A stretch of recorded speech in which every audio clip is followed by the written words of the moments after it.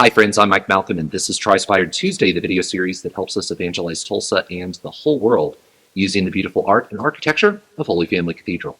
Today we're going to talk about 3 levels of air conditioning at Holy Family Cathedral as we moved through the decades. So the original air conditioning for this church was nothing other than open windows. And each of the bottom sections of all the windows are on a hinge so that panel could open. Now today, we have protective shields on the outside of the windows to protect them from hailstorms and anything else that could hurt the windows. But back in 1914, before air conditioning, we would just open the windows and let the wind cool the church.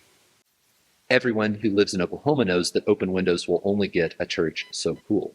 So we moved to an active cooling system that lived up in the transepts. Now you couldn't see it from the pews, but the celebrants at Mass, when they turned around, they could definitely see the water cooler. It took the place of 2 of our stained glass windows, the Dragon and St. Michael, up in the transept. There was a system up there that blew little drops of water, powered by an electric fan, into the church, and that cool, humid air dropped the temperature another few degrees.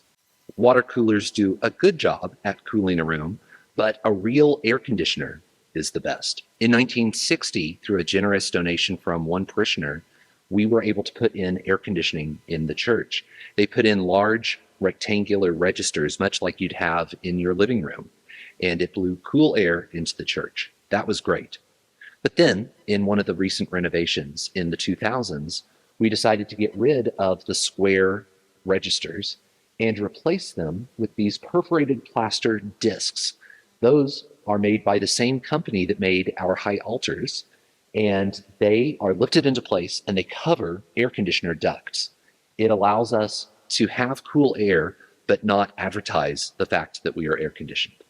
These perforated plaster discs recreate the spirit of large pieces of canvas that were stuck to the wall. They contained a lot of different church art. Sometimes it was a chalice and host. Sometimes it was a Regina Caeli.